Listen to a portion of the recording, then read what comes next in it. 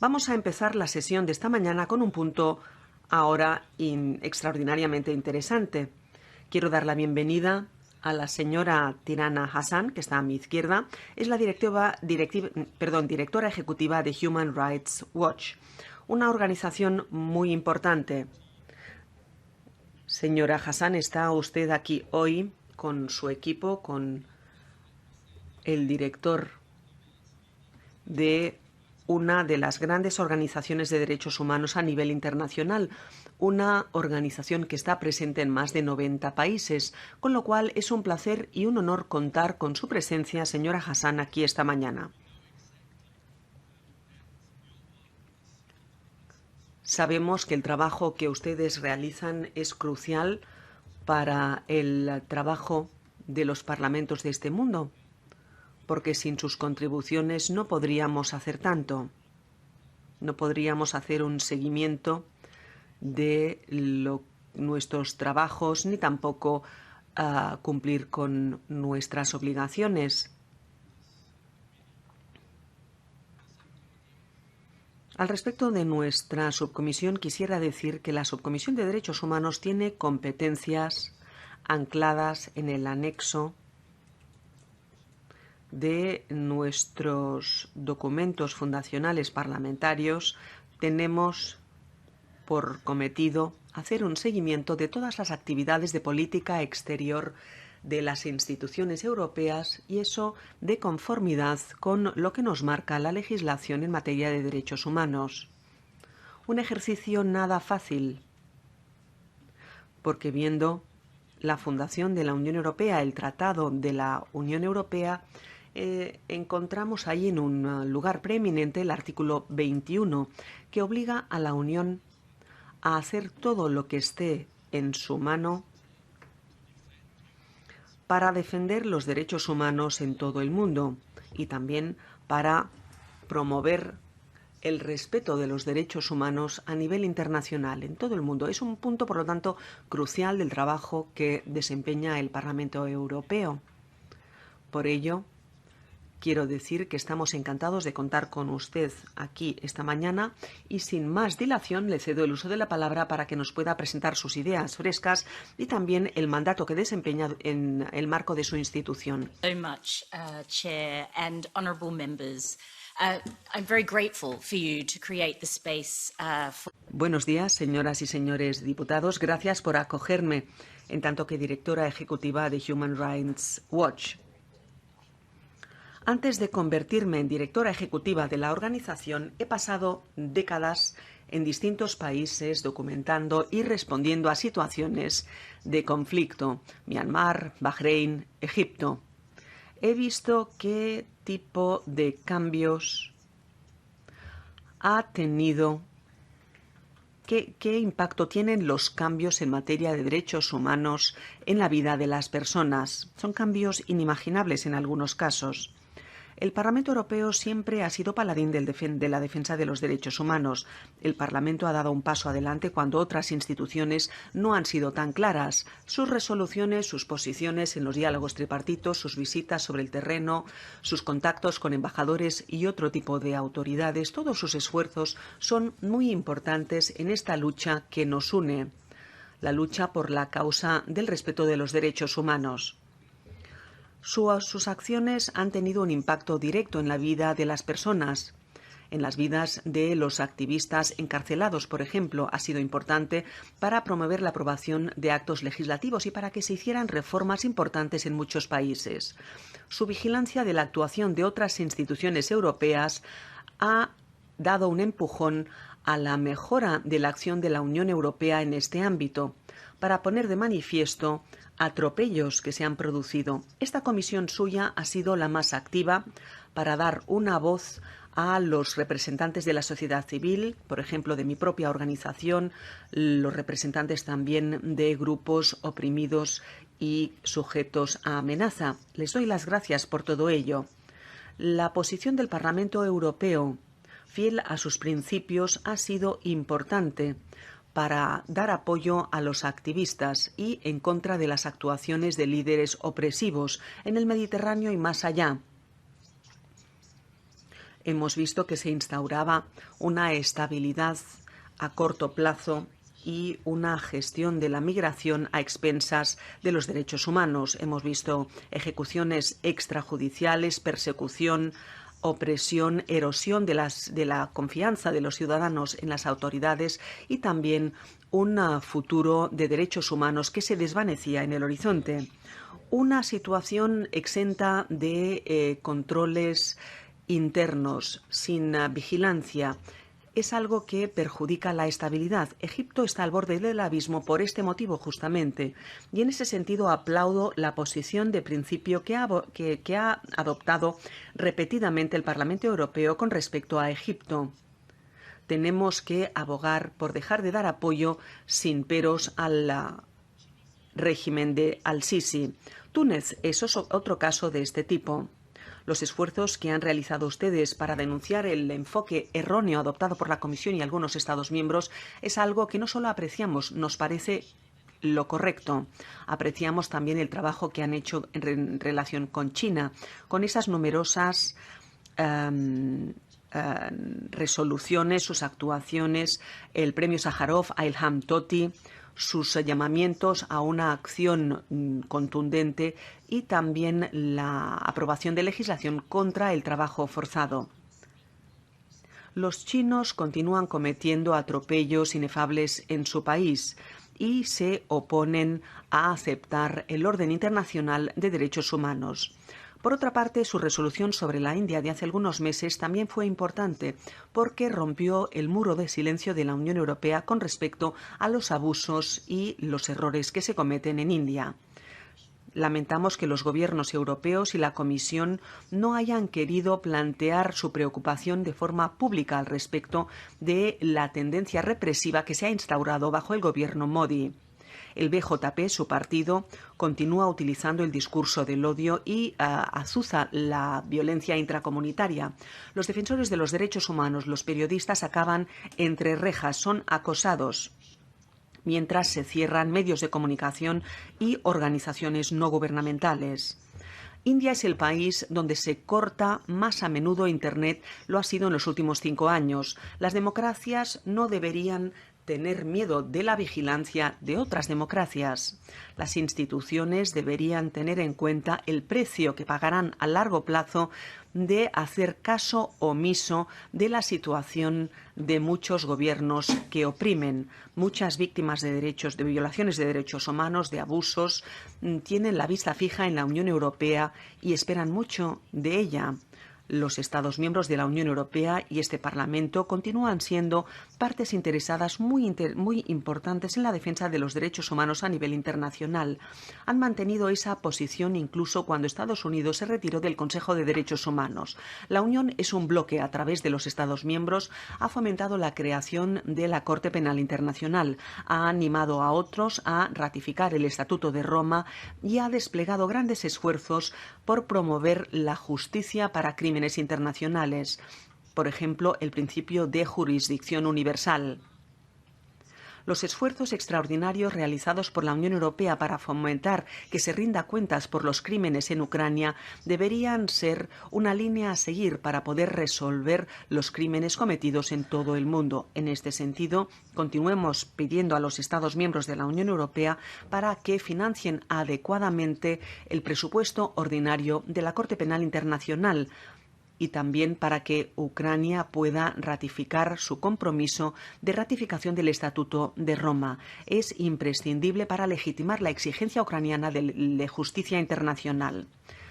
La situación ha puesto de manifiesto el precio que cuesta abordar, por ejemplo, décadas de opresión en otros países del mundo, por ejemplo, en el Sudán.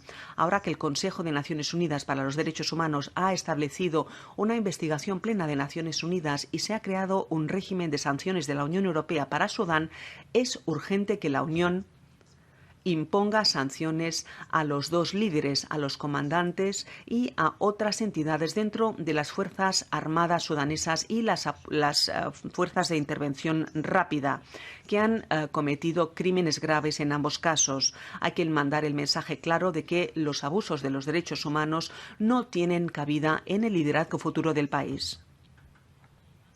Ante este trasfondo, tengo que mencionar la situación que se vive en este momento en Israel y Palestina.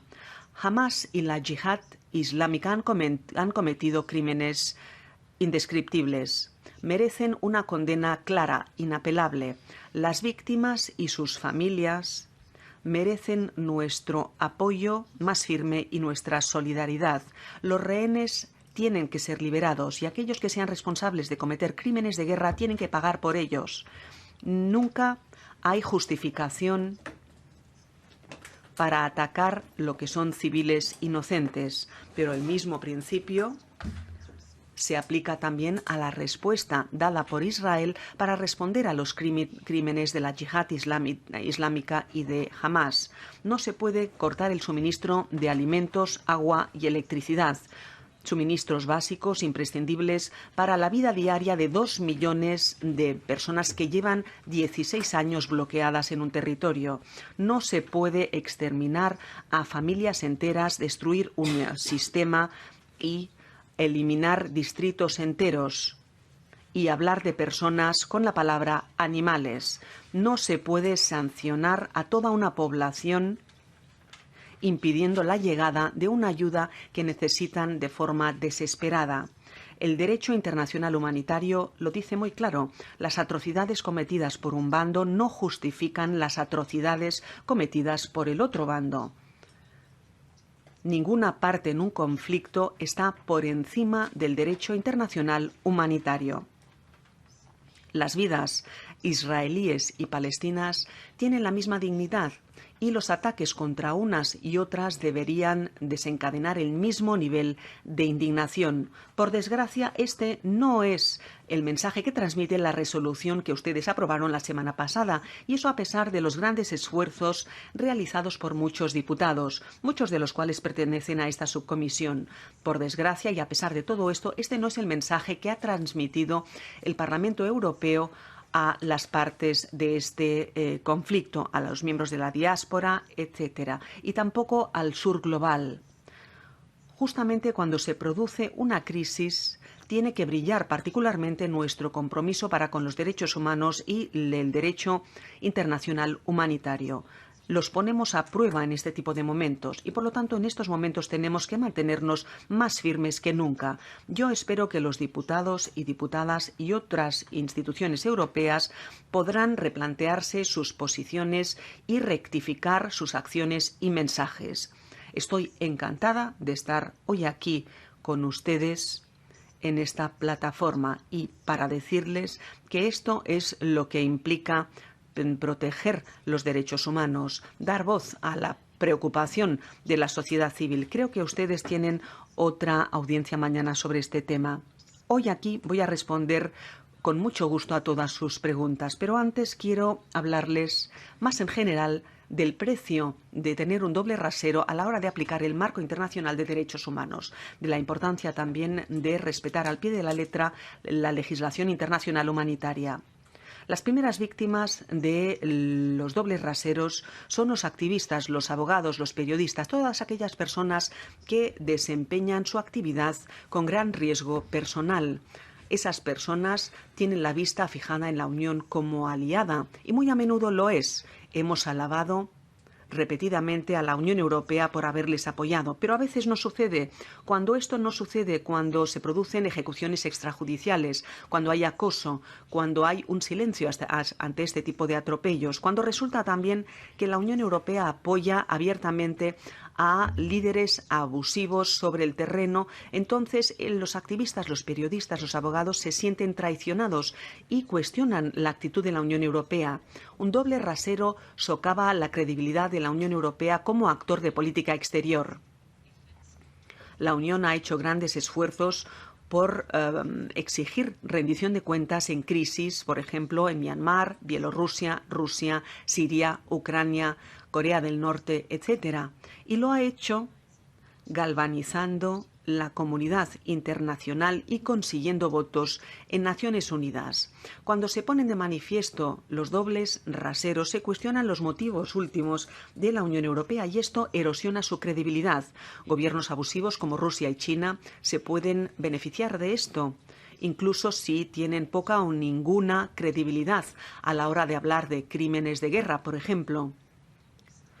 Para acabar, diré que un doble rasero es algo que debilita todo el sistema de defensa de los derechos humanos internacional.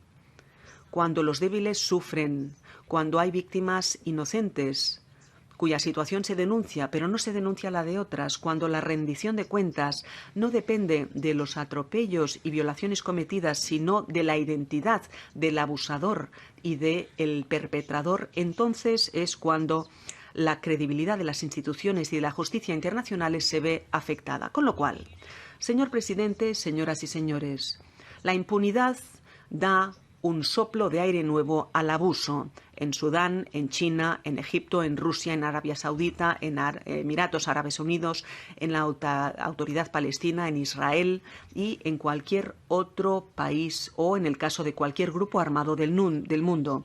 Con lo cual, el trabajo que hacen ustedes a favor de la rendición de cuentas, a favor del orden internacional, basado en el respeto de los derechos humanos, del derecho internacional humanitario, a favor de las instituciones europeas y más allá de las fronteras europeas. Por este motivo, este trabajo que ustedes hacen es tan importante.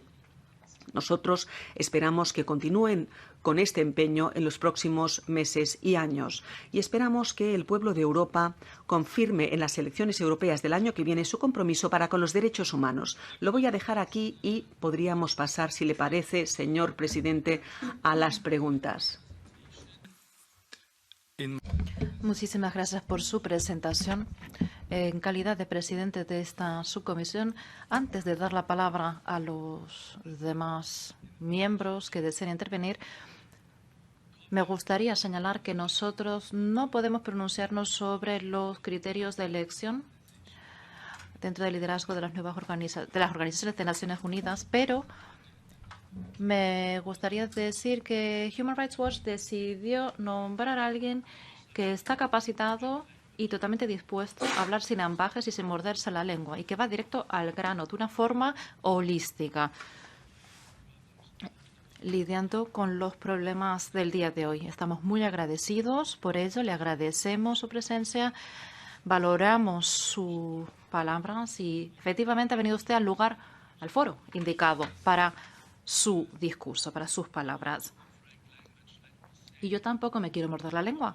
Y me gustaría señalar que solamente hay el elemento de la que usted mencionaba, a saber, la resolución votada en el pleno de la semana pasada, hubo una mayoría aplastante de miembros que opinaba que sí, que se había alcanzado un resultado equilibrado frente a las atrocidades producidas también por parte de Israel, así como en Palestina.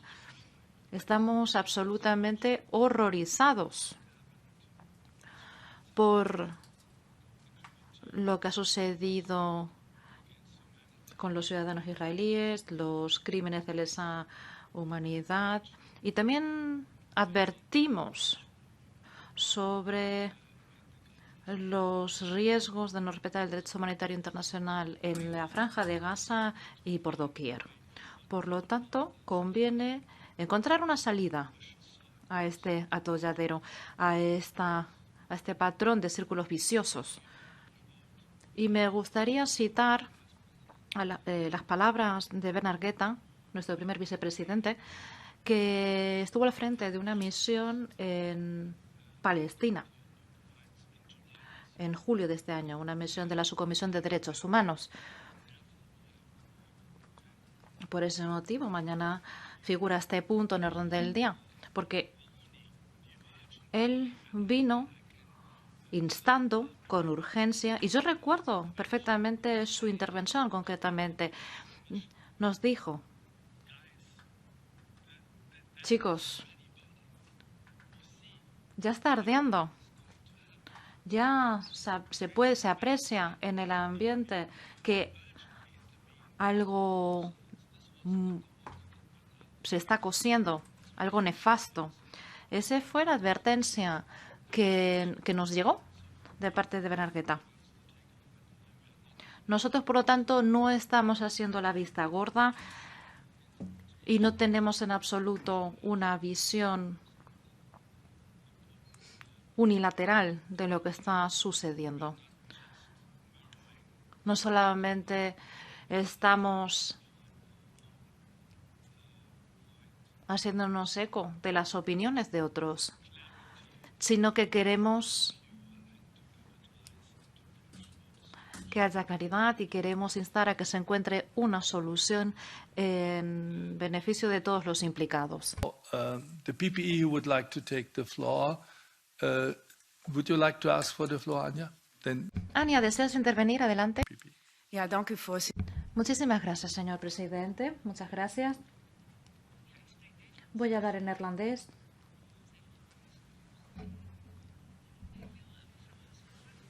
Quiero dar las gracias. ¿Sí? ¿Funcionan los auriculares? ¿Funciona la interpretación? Hij doet het? Oké.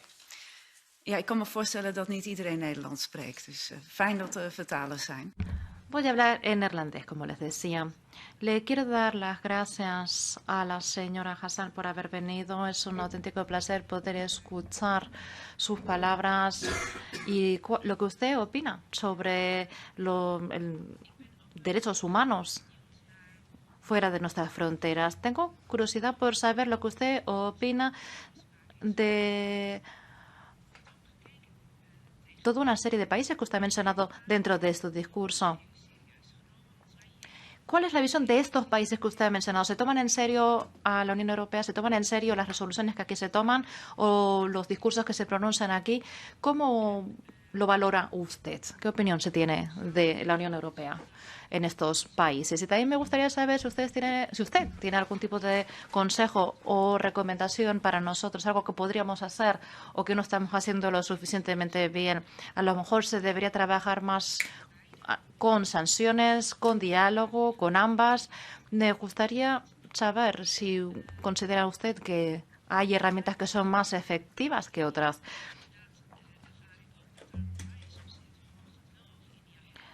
Nosotros también consideramos que es muy importante que haya unas adecuadas relaciones comerciales, pero en ocasiones, fíjense la situación que ha pasado en Manipur. Ha habido una crisis, está habiendo una crisis realmente grave en la actualidad. Me gustaría también saber si usted conoce mejor la situación que se está viviendo allí y si nos puede aportar más datos. Israel y Palestina ahora. A mí me llama la atención que la resolución de la semana pasada se haya visto con ojos críticos. Nosotros consideramos que fue un buen resultado. Nosotros criticamos la actividad de Hamas. Sí. Dijimos que Israel tenía derecho a defenderse, pero por supuesto siempre respetando el derecho internacional humanitario. Pero tiene derecho a defenderse efectivamente Israel. Y yo creo que debemos ser cuidadosos. No podemos permitir que jamás gane, digamos, la guerra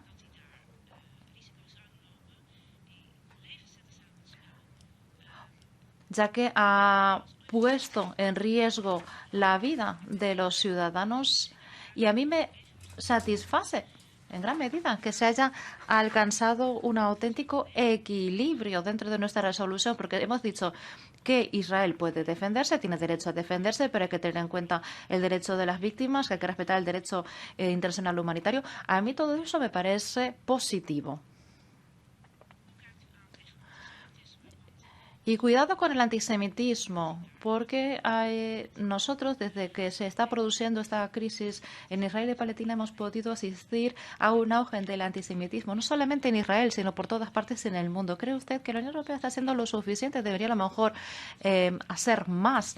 Nosotros en el Parlamento Europeo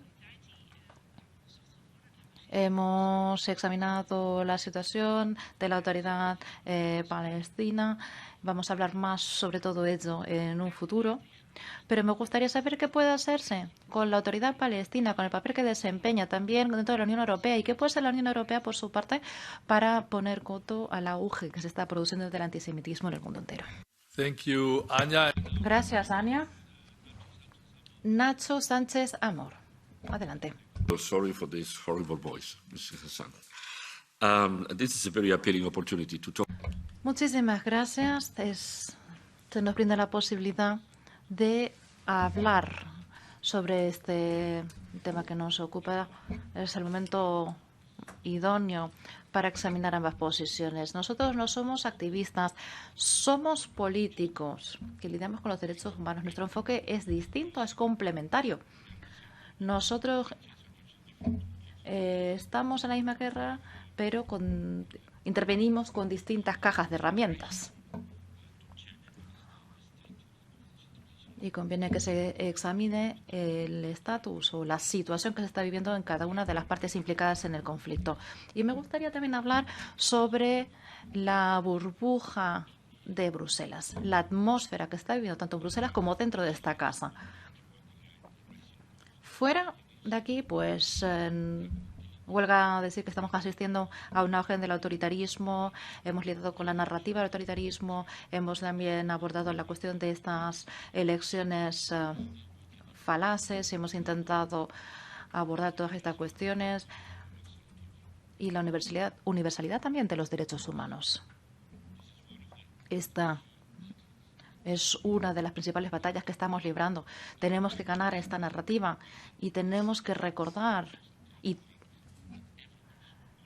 que quede patente que todos los ciudadanos gozan de los mismos derechos, independientemente de su origen geográfico o de su tradición. Y esto es precisamente lo que está en juego, es lo que se está poniendo en tela de juicio. Y es uno de los motivos por los que nos gustaría concentrarnos en este ámbito. Todos hemos escuchado sobradamente esta narrativa. Y influye en nuestra historia, nuestra religión, nuestros orígenes. Hay siempre excusas, justificaciones para no siempre respetar esta narrativa. Y el autoritarismo está omnipresente. Usted o ustedes en su organización fueron creados para defender a las personas, a los ciudadanos. Si una comunidad local en Guatemala es acosada por una empresa minera, la víctima es esta comunidad local y luego a esto se añade otra capa. Los periodistas que dan voz a las personas afectadas, los abogados, los activistas y organizaciones de derechos humanos que se hacen eco de todos estos problemas en sus agendas. La batalla la empiezan librando las víctimas, pero estas capas intermediarias se convierten a su vez en víctimas. Y uno de los mejores ejemplos de todo eso, el de la legislación de interferencia extranjera, es una forma inteligente de poner obstáculos a las acciones emprendidas por parte de las asociaciones y de quienes defienden o militan a favor de los derechos humanos. La atmósfera. No sé si usted conoce bien Bruselas. Tenemos aquí la calle Belliard, la Rue Belliard, que es una calle justo al lado del Parlamento, y en ocasiones yo le suelo referirme a este lado y otro, a un lado y otro, de la frontera, que es la calle Belliard. En el Parlamento estamos mucho más a favor de defender los principios y los valores, y después al otro lado de la Rue Belliard nos encontramos quizás con el ámbito más burocrático. Los valores, los principios son una obligación, es un elemento que vincula a todos a través de los tratados, a todas las instituciones de la Unión Europea. No solamente es algo que competa exclusivamente al muy vocal Parlamento, y mientras que los demás se centran en encontrar gas, energía y buscar actores clave entre quienes se pueden contar a los peores dictadores del mundo.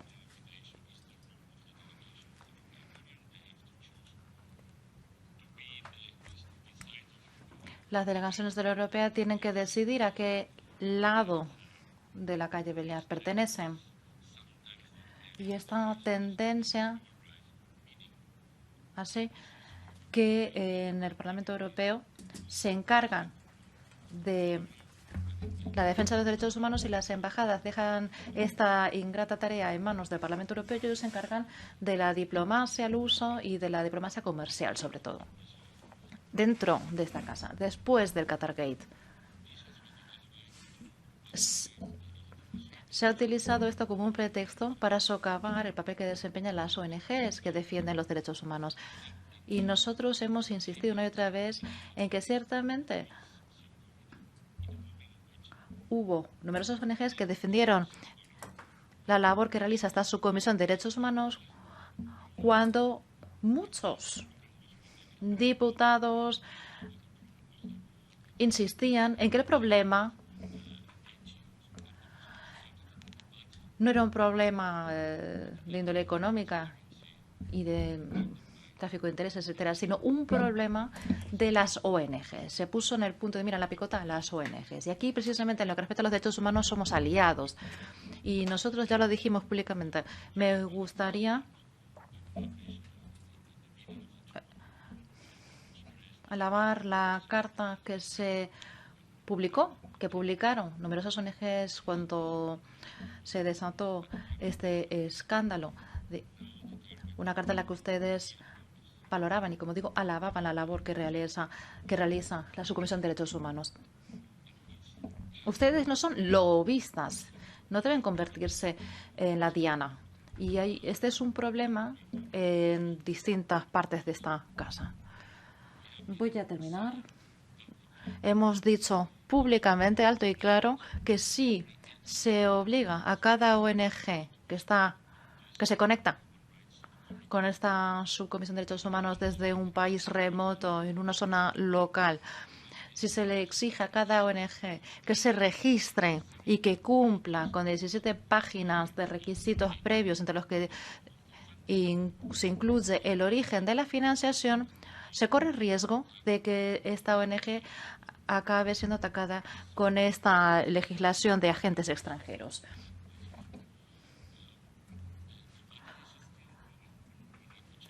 Tenemos que seguir librando esta batalla.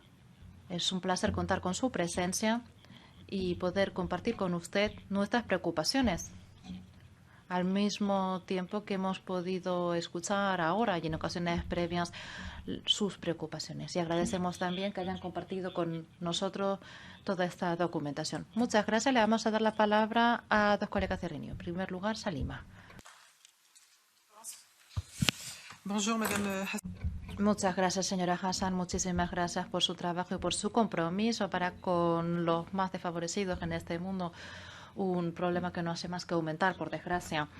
Me gustaría dar un paso a un lado, después de haber escuchado a mis colegas. Comparto todo lo que usted ha dicho y también la mayor parte de lo que han dicho mis colegas después de su intervención. En el seno del Parlamento estamos siendo testigos a una especie de sintonía de fondo en las distintas reuniones de ataque a las ONGs. Se ataca su propia existencia. Empezó con el Qatargate y lo vemos una y otra vez y cada vez más a menudo.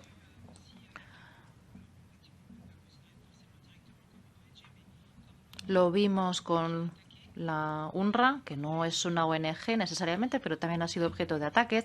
Cuando hay un ataque, conviene también siempre escuchar los argumentos que esgrimen quienes atacan. Por ejemplo, un posicionamiento político de algunos diputados, malversación de fondos, en el caso del Qatargate. ¿Cómo lo valoran y hasta qué punto ustedes también están escuchando esta sintonía de fondo? Si no se hace nada, se alimentan los ataques. ¿Qué podemos hacer, por lo tanto, conjuntamente para poder aplacar estos ataques? Porque de ello depende la supervivencia de las ONGs. Y todo esto, a su vez, va de la mano de una pérdida de financiación que estamos constatando en todas partes en lo que respecta a las ONGs. Por lo tanto, doy un paso a un lado. Es importante para poder seguir trabajando juntos y también lamento que solamente contemos con la presencia de 4 diputados esta mañana para hablar sobre los derechos humanos. Lo decía en ese momento, el Parlamento pues es quien está en la vanguardia a la hora de defender. Ah, sí, efectivamente, tienes razón. Somos los mejores, pero no dejamos de ser solo 4. Muchas gracias. Would like to be counted in. We are 5. Somos 5, no se olviden de mí, somos 5. Bernard. No, no se preocupe, no se preocupe. Bernard. Muchas gracias por estar con nosotros, señora Hassan. Me gustaría empezar con una nota de realismo. Me gustaría que usted pudiese... Usted nos ha alabado y nos ha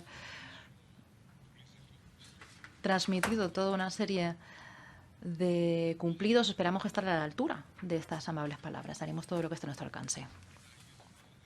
En segundo lugar, y yo he tenido ocasión de hablar con el señor que está sentado a su derecha. ¿Le parece que estamos adentrándonos en un nuevo periodo en lo que respecta a la defensa de los derechos humanos a través de las grandes democracias? Me explico.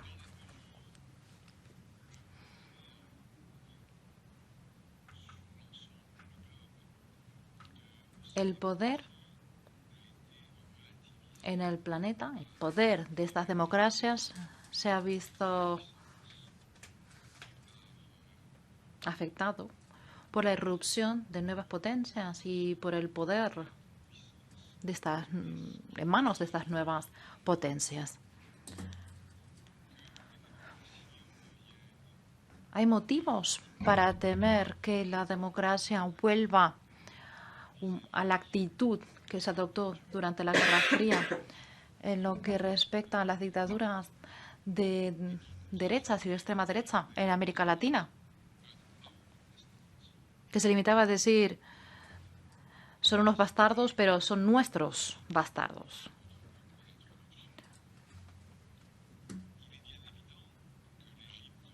Mencionaba usted a Egipto dentro de su intervención. Egipto, que duda cabe, ha batido uno de los peores récords posibles en materia de derechos humanos, y que duda cabe de que las grandes democracias, no diría yo que le dan crema a Egipto, pero sí que le pasan muchas cosas por alto. Porque el realismo les hace, la realidad hace que se den cuenta de que necesitan Egipto, igual que sucede con los príncipes herederos de Arabia Saudita, a pesar de su participación en un asesinato dentro del consulado saudita en Estambul.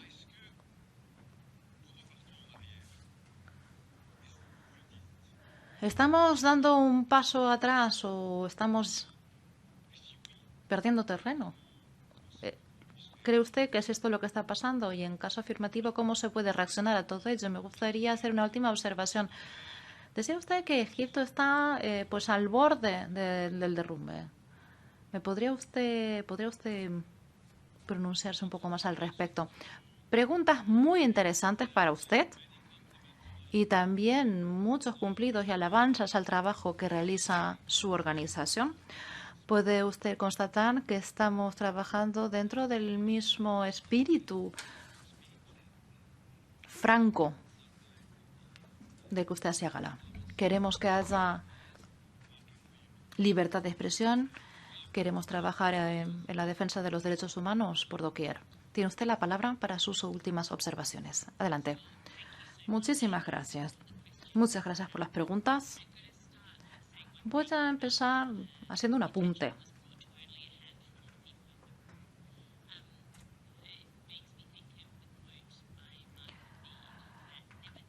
Lo que ustedes han dicho sobre que eran pocos me hizo pensar en el comentario de Margaret Mead. No teman las acciones de los pequeños grupos en el mundo. Lo que ustedes dicen en esta sala importa.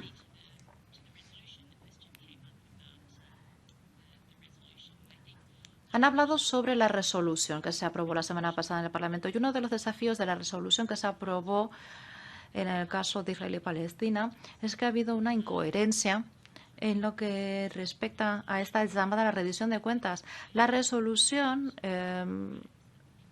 no manifestó con claridad o no denunció los crímenes que se estaban produciendo, las atrocidades de una parte y otra. Y todo esto pues fue, digamos, un acicate para esta sensación de doble rasero que impera en la percepción del mundo entero. Hablaban también de China y de la India. Uno de los elementos que ha permitido que haya estos abusos de derechos humanos a gran escala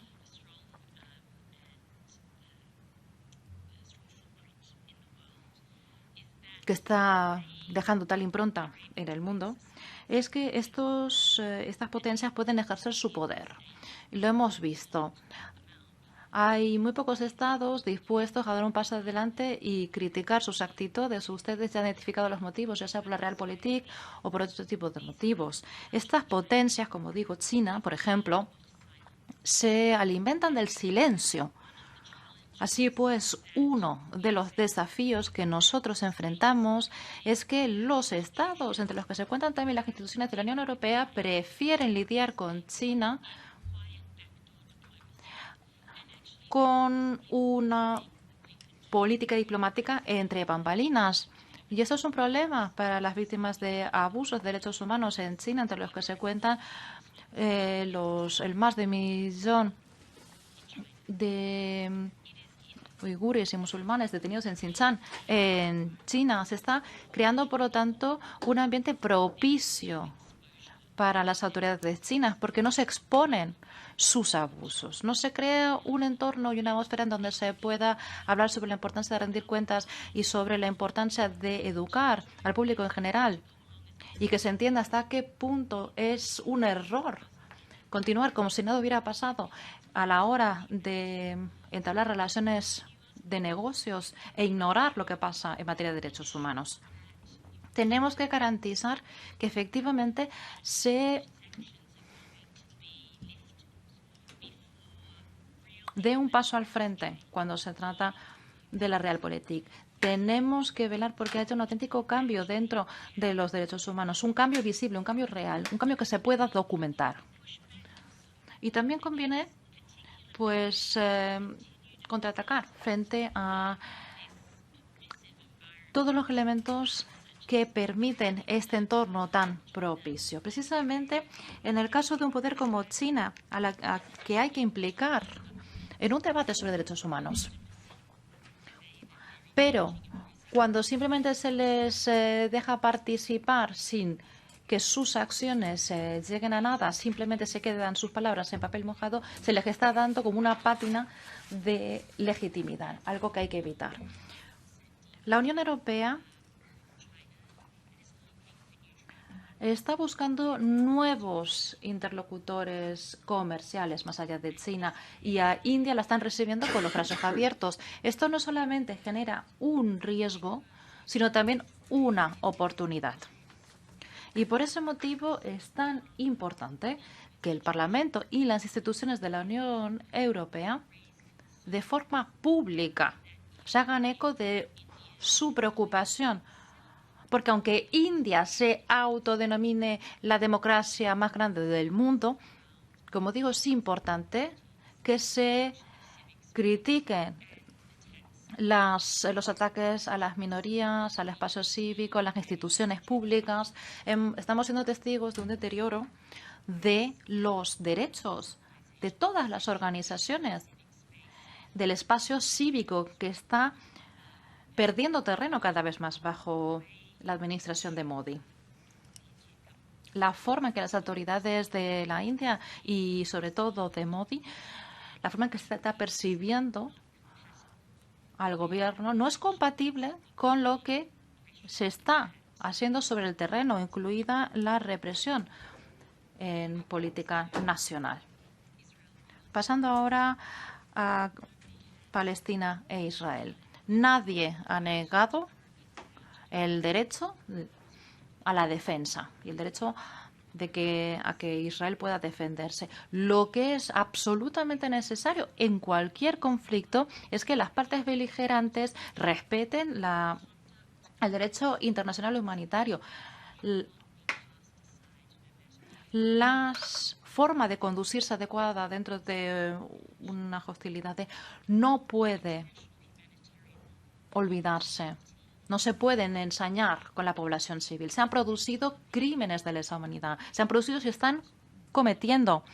Y la documentación de todo ello será muy importante de cara al futuro. Pero además de todo ello, se puede llevar a cabo toda una serie, o dar toda una serie de pasos en el conflicto. Por ejemplo, investigaciones, garantizar que se rindan cuentas. También en el Tribunal Penal Internacional, que tiene jurisdicción en esta materia, solo con investigación y documentación podrán llevar a cabo su labor. Y este es un paso muy importante que no podemos olvidar. Al mismo tiempo, se ha hablado también de la inmensa pérdida de vidas humanas en estos momentos en Gaza. Hay que emprender acciones de forma inmediata. No solo podemos hablar de los bombardeos de Israel en Gaza, que han puesto en la diana a objetivos civiles, lo que ha conducido a la pérdida de miles de vidas gazatíes, sino también tenemos que tener muy presente la situación humanitaria. Nosotros no podemos convencernos de que una respuesta humanitaria adecuada frente a las atrocidades que se están cometiendo pueda alcanzarse con la llegada de unos 20 camiones de ayuda humanitaria para una población de más de 2 millones de personas. Agua embotellada. La cantidad de botellas de agua no son suficientes. Es importante que la respuesta humanitaria esté a la altura. Y para ello hace falta que las autoridades israelíes abran el suministro de agua en Gaza. No hay ningún motivo para dejar a la población civil de Gaza sin agua.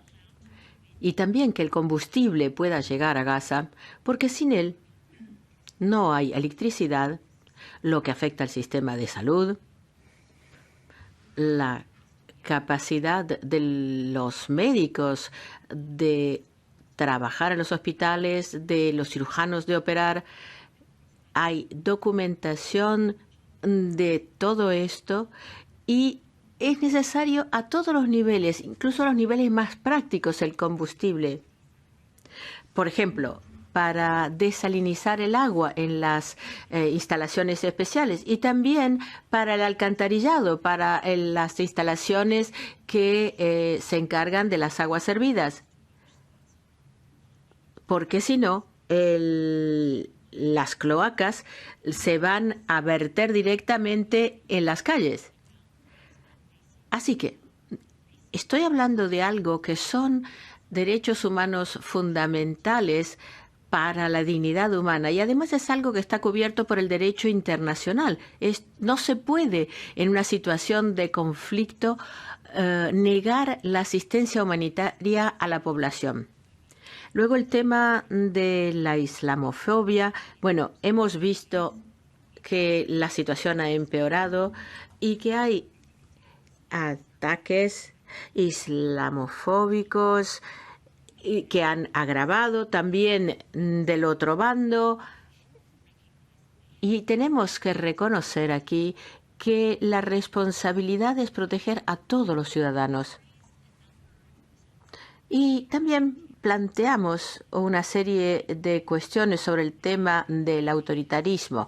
Ustedes saben el peligro de la acción de los agentes extranjeros, pero cuando hablamos del autoritarismo y la democracia que va declinando, las primeras víctimas son los activistas de los derechos humanos. Y creo que sería un error solo tener en cuenta los autoritarismos más extremos, las cosas más flagrantes, porque incluso donde hay democracia vemos tendencias autoritarias que van en contra de los derechos humanos y que cada vez están más aceptadas. Por eso tenemos que tener los ojos bien abiertos para poder detectar esto apenas empieza a manifestarse. Y en esto es importante que se tomen las resoluciones adecuadas. Luego están el aumento de los ataques a los derechos LGBT, los derechos reproductivos de las mujeres, los derechos de las mujeres a secas. Todo esto está cada vez siendo más atacado. Hay ataques a la libertad de prensa, al sistema judicial. Todos estos son indicadores de que vamos derivando a tendencias autoritarias muy peligrosas y por eso les aliento a que utilicen todos los instrumentos a su disposición para combatirlas.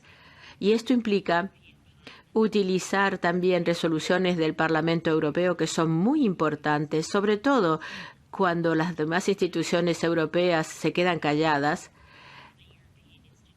Cuando ustedes ven que otras instituciones europeas dejan de lado los principios de derechos humanos y siguen haciendo los negocios como si nada fuera, y cuando no se respetan los derechos, ustedes tienen que actuar. Y eso es tan importante, porque cuando las instituciones legitimizan que se ignoren los derechos humanos por parte de los gobiernos, esto los alienta a seguir en esa tendencia. Y no queremos que la situación llegue a lo de Sudán, donde hay más atrocidades, más crímenes horrendos que se cometen en la zona de Darfur.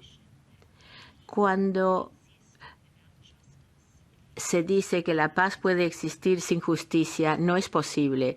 No se puede dejar de lado las obligaciones internacionales de derechos humanos para tratar de encontrar una solución política rápida, porque eso crea un entorno favorable al abuso de los derechos humanos y para que se siga actuando impunemente. Porque esto genera una violencia cíclica y un aumento de la represión. Y por supuesto que ustedes tienen instrumentos, triálogos, presión económica, acción de la Unión Europea ante el Consejo de Derechos Humanos de las Naciones Unidas, porque si ustedes no hubieran intervenido, no tendríamos este mecanismo de supervisión para el Sudán, que lleva a las sanciones, y las sanciones son importantes, porque sin ellas no se pueden a veces lograr los cambios importantes. Me voy a detener aquí y simplemente agregaré algo. El poder en el mundo está cambiando. Las políticas transaccionales parecen convenientes, pero cuestan muy caras para los más vulnerables, pero también para todos en el futuro. Ignorar los derechos humanos para obtener beneficios a corto plazo es un precedente muy peligroso. Cuando hablamos de los derechos humanos, en el fondo lo que defendemos son los principios y los valores y también nuestra propia humanidad. Muchísimas gracias. Muchas gracias, Tirana Hassan. Antes de hacer una pausa de 2 minutos mientras yo la acompaño a usted, recuerdo que tenemos un punto muy importante que viene después y que es el proyecto de informe sobre este informe vinculante de las Naciones Unidas relativo a las empresas y los derechos humanos. Así que les vamos a pedir que se queden a todos para debatir esto, pero antes, muchísimas gracias por la franqueza con la que usted se ha expresado esta mañana.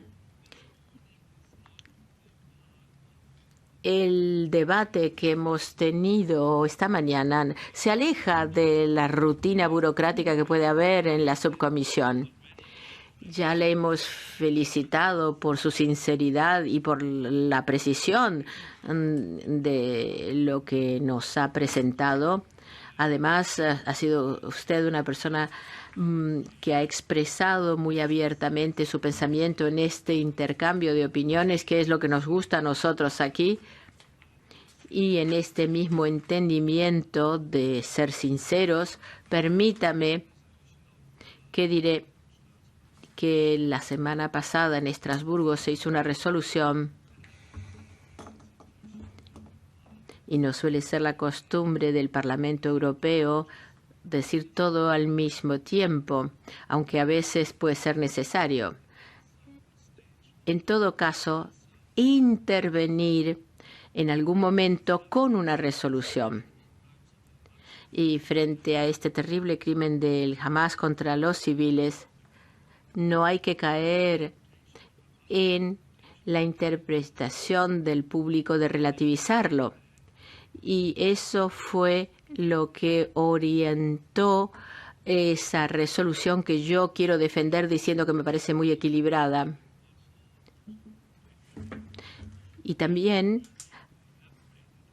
hay que reconocer que han sido excelentes los comentarios hechos por el señor Borrell en esa reunión, porque me parece que encontró las palabras justas para expresar la dimensión tanto histórica como actual del conflicto y también la esperanza que tenemos de poder encontrar una solución si trabajamos duro para ello. Muchísimas gracias, señora, por haber venido hoy con nosotros y le deseamos el mejor de los éxitos para su trabajo. Una pausa de 2 minutos.